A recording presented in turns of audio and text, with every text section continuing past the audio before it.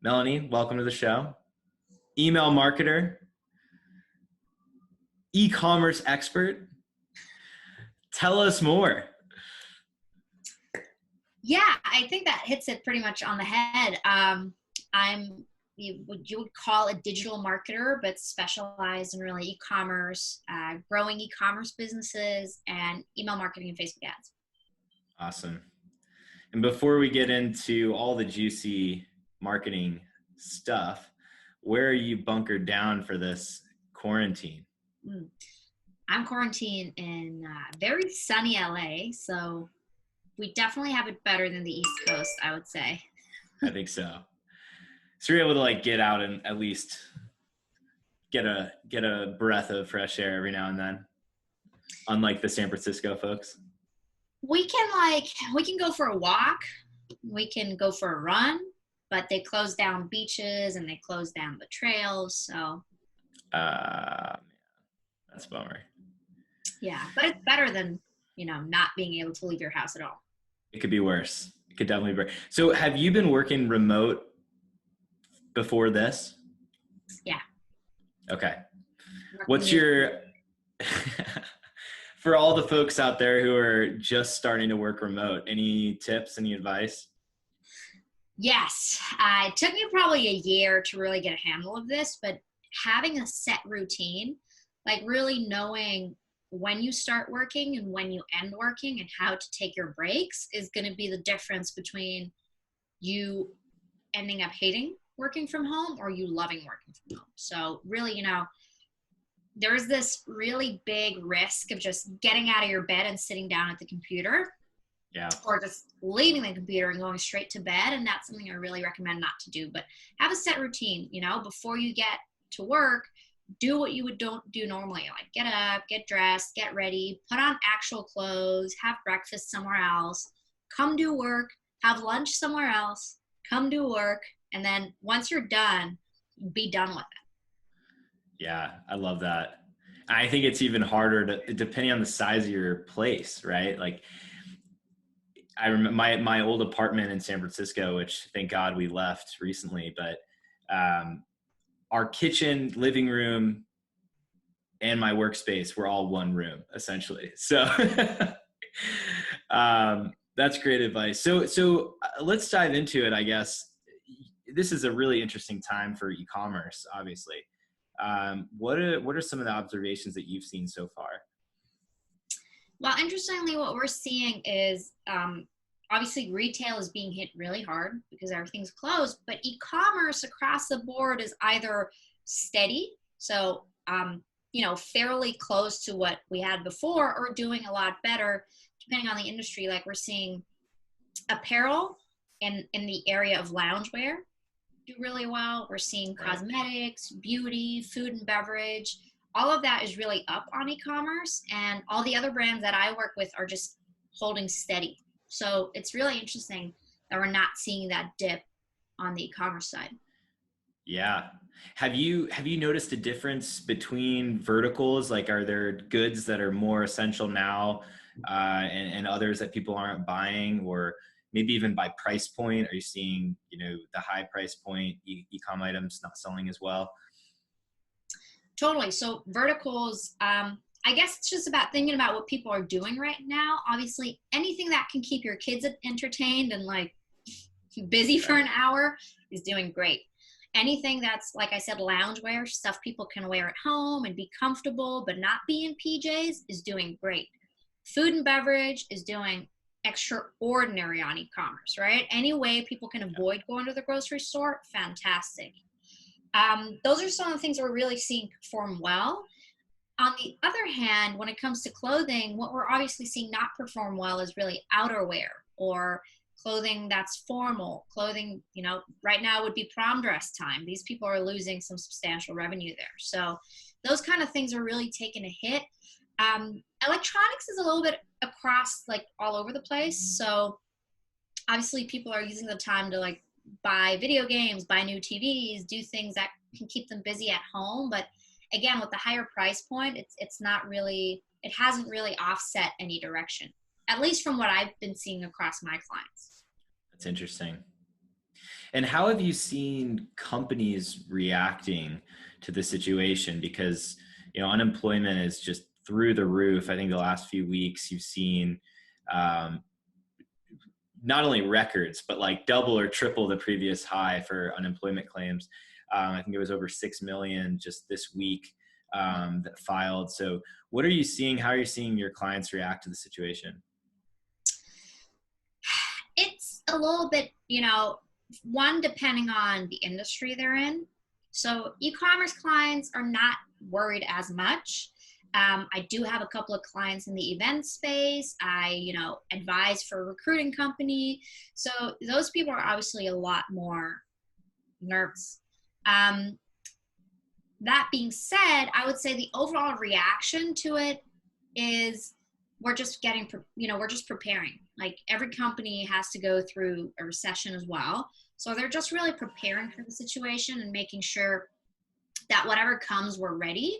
And thinking about pivoting, how can we pivot for what's happening now? Because what's happening now is going to have a long-term effect on how consumers choose to consume. So I think e-commerce will see a general lift from this for the next years to come, simply because now is really a time where we're converting people who were not so much e-commerce users into e-commerce users. And that habit we foresee is going to stick. So preparing for Oh, those so trends true. and pivoting however we can, if we can't sell it right now, pivoting to content. So Yeah, let's talk about that. I mean, I think that there's an opportunity during this time to invest in long-term strategies if you can't, like you said, sell during this time. So is that something you've been implementing with your clients, and how have you been thinking through that? totally. It's what I call a huge brand building opportunity right now. For example, the recruiting client, what I was saying is, okay, you might not be placing people right now, but what can you do to build the brand so that when people need placement, you are top of mind? Then when people think about, oh man, I'm looking for a new job, you're the one they think about. And I think it's the same for all the other, companies that are not really able to sell right now. If you're in the event space, what can you create that all these potential customers and companies that are not working with you right now, that you're the first one they think of when it comes to working with anyone again? And I think content is a Yeah. huge part in that. Yeah. Yeah, I think content is definitely a huge part of that. Product's a big part of that too. On the marketing side, so you're producing. Let's say you want to do this. You want to take a long-term view on your content production. How are you going about it, sort of tactically? I think the number one question is, where are your customers at right now and what do they care about? Right? So people are sitting at home, and let's say, for example, one of the trends I saw with Google Trends, they were just reporting on it, is one of the top Googled things that like went through the roof is, how do you bake sourdough bread? So really thinking about, hey, what's my customer doing right now and what do they care about? If you're in the food and beverage space, how to make sourdough bread is a really relevant trend for you. So how do you utilize that, and how do you message what you have to offer in terms of what people are interested in, right? The recruiting space might as well be, career coaching, specific free career coaching, giving that to people. Or just content around, hey, what can you do during the recession? What's forecasted? When are people going to start hiring again? I've seen an exceptional dashboard of just it's a huge, massive list that tells you which companies are hiring, which had layoffs, which are firing. And, that's also content. So those are some of the two industries that I work with in this space where we're doing content around that. But, even like the events company I work with, they're running virtual bartending classes now. So Wow. that's fun because everyone's drinking. Like alcohol sales are up ridiculously. Oh man, it's a huge boom for alcohol and food delivery. Yeah. It's just incredible. I mean, these are slim margin businesses that people were, starting to question what the long term viability was. And like you said, now everyone is a user. They have to be. Um, cool. Well, let's thinking about some of these other channels. We talk a little bit about content. I know you're also a Facebook advertising expert. What are you seeing maybe specifically for e-com, on the advertising side, are you seeing lower CPCs, lower auction pressure? We're seeing lower CPMs, so cheaper cost per thousand impressions. We're not really seeing a huge change in CPC. We did see a little bit of a dip in ROAS across the board, a little bit of a dip in click-through rate across the board. So, that part took a small hit, but to be honest, I wouldn't say a significant hit to the point where I'm concerned. It's like we're talking about 1.29% or something like that. But we've definitely seen that cost per thousand impressions have gotten way cheaper, which I mainly attribute to the fact that we have all these really big companies that have huge advertising budgets that have pulled that from Facebook. So thinking about Airbnb, like they stopped their entire marketing spend is a great example. And then you have 10 really big guys who are pumping a lot of money into Facebook, or 100 really big guys pumping a lot of money into Facebook. Them pulling their spend is going to show an effect. So that's why I think we have the lower CPMs. And then the little bit return on ad spend, I do think, is to be attributed to the whole situation we're in with a lot of unemployment. But depending on industry, again, for some industries, we're seeing, way better return on ad spend. And it kind of levels out across all e-com industries to be like a little bit less than what we usually see. Okay. Yeah. So maybe, lower auction pressure, these big guys are gone. And then it's just about your conversion rates, and those have dropped. Those vary, I guess, by the business in this environment. Yeah. Super interesting. Yeah. Some of my clients are sold out. Like they're out of product, literally, because, they're selling cleaning products. They're totally out of cleaning products, or they're selling something in the food and beverage space and they're like up by like 50% what they normally would be month over month. So they're facing different challenges. And then obviously you have the industries who are not doing as well. Again, nice clothing, outerwear. Another industry, by the way, that I forgot to mention that's doing absolutely fantastic is baby products. Wow. Interesting. Yep. What do we attributing that to? I thought that would come later, like 9 months from now. Yeah, totally. I think, we saw this huge panic buying thing going on. And I think the one thing parents were most afraid about with babies at home is my kid's going to keep pooping and we're not going to be able to get diapers. So the diapers in the parents' space are like the toilet paper of babies, essentially. So I think that was where that came from. We're probably going to see that level out again now that, people are realizing stuff is still available and the world is not ending. Yeah, it's funny. I think when everyone first heard lockdown or shutdown or shelter in place, they thought they could not leave their house and they needed to stockpile 3 months worth of stuff. And now that that's a common thing, almost everyone is in some kind of shelter in place. I think people are realizing I can still go to the grocery store and I can still get toilet paper and diapers and these things. But it's interesting because a lot of the like you're describing, a lot of this stuff, the spending is shifting online for the first time. And it'll be interesting to see after this is over, how much of that shifts back into retail. Yeah, I agree. I'm curious. I do think for businesses, it's been an opportunity to convert that one user that you have on your email list that's been like loving what you're doing, but is not the person who orders online. This was your opportunity to convert them. And that's what I've seen, for example, with the email campaigns we're sending. Just the simple messaging of skip the grocery store or skip the store, or you don't have to go out to purchase, buy online, has had incredible conversions. Wow. Incredible conversion rate. That is really interesting. That seems like something every e-com brand should be doing right now. Totally. But on the email marketing topic, this is an area that you're really deep in. Maybe you could share even just more generally what you have in terms of tips for ESPs or tactics. It seems like that whole landscape has changed a lot in the last few years. Yeah, I think with email marketing, generally what people underestimate is what a revenue machine it is. It's very low cost, high impact. And I think if you're doing Facebook ads marketing, you better be doing email marketing, because generally, if you compare it to the past 5 years, Facebook ads have gotten incredibly expensive. A customer for $100 product, you used to be able to acquire for maybe $20. That's now $50. So it's really eating up your margin if it's just a one-time purchase. With email, you're actually able to increase that customer lifetime value and make that a profitable acquisition again. So I think the one thing people underestimate is if you're doing Facebook ads, you want to be doing email marketing to make the whole Facebook ads part profitable or more profitable.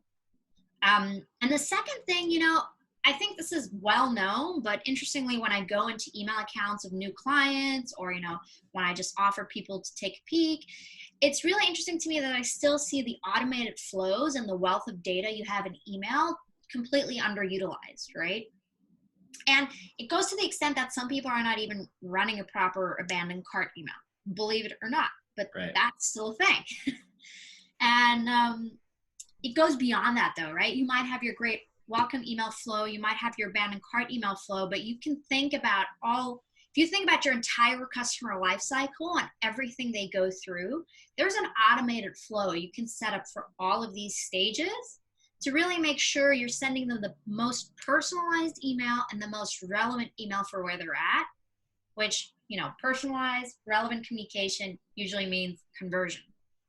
So I think that's like my general recommendation, without getting too much into the specifics, is really think, how can email and automated flows support your customer throughout the entire life cycle, not just like before the purchase and when they come to the website for the first time, but what happens after the purchase? How do you turn a first-time customer into an advocate of your brand?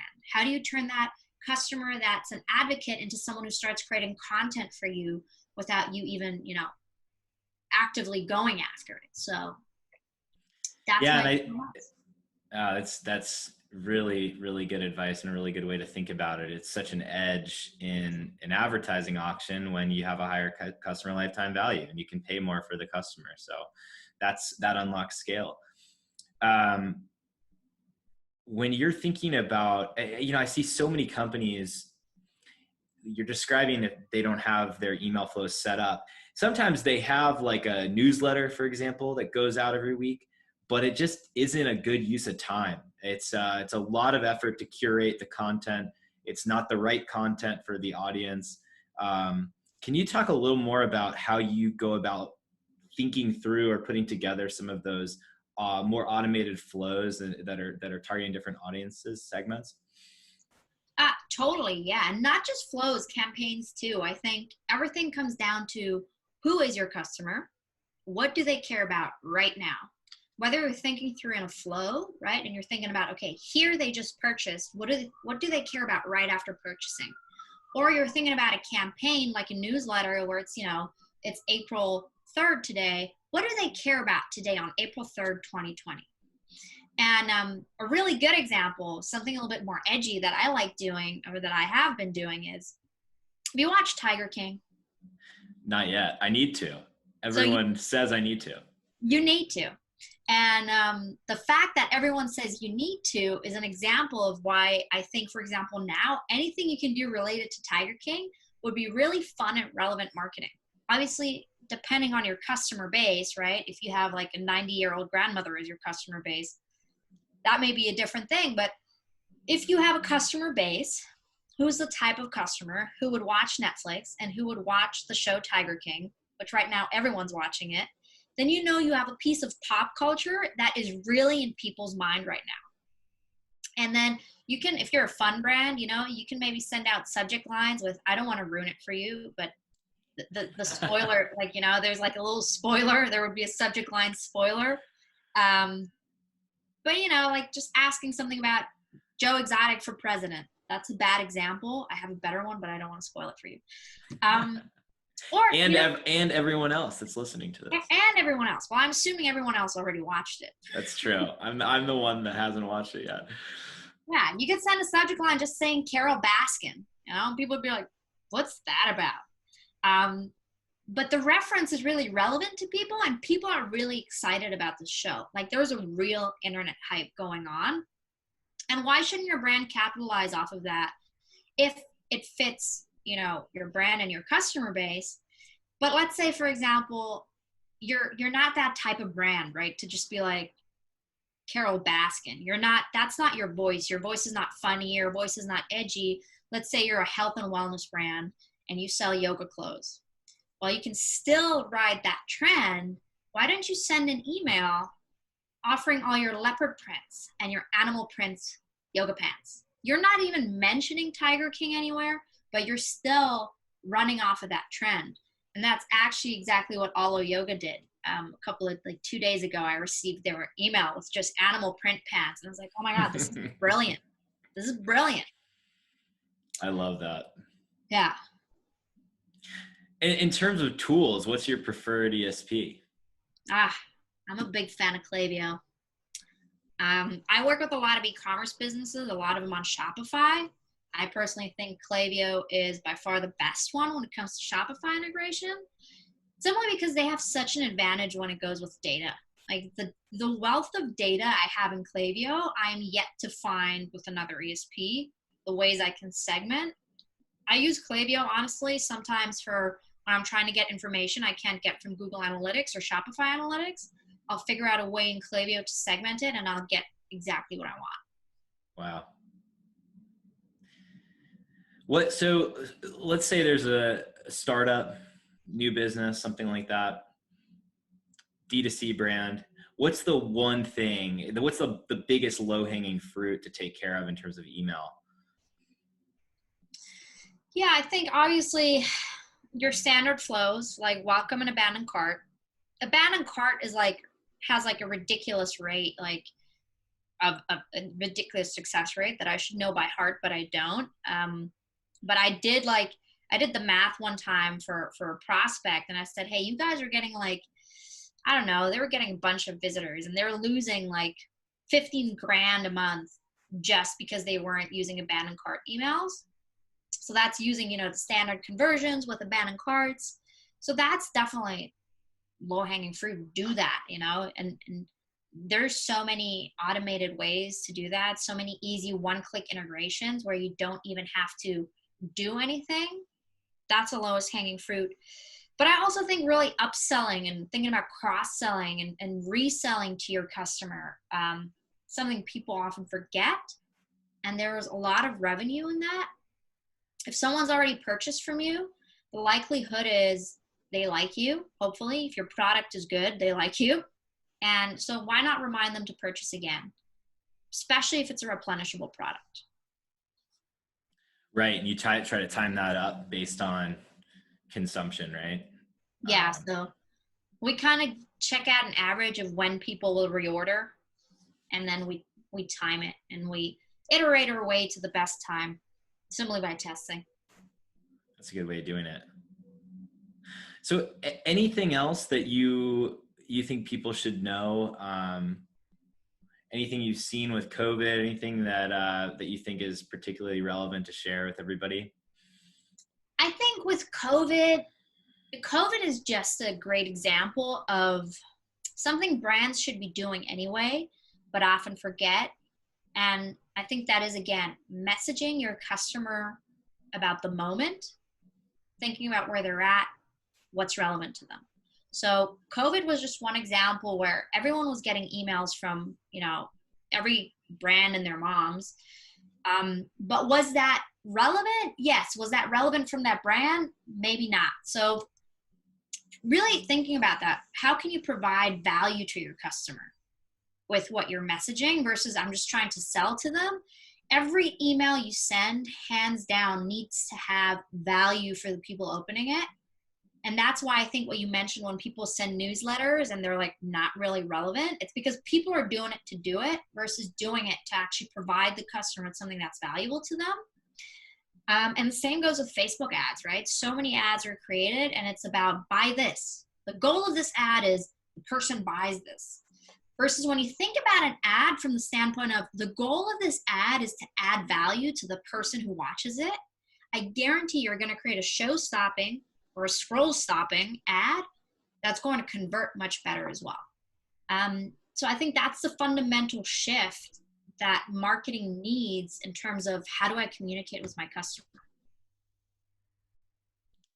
Awesome. This has been great.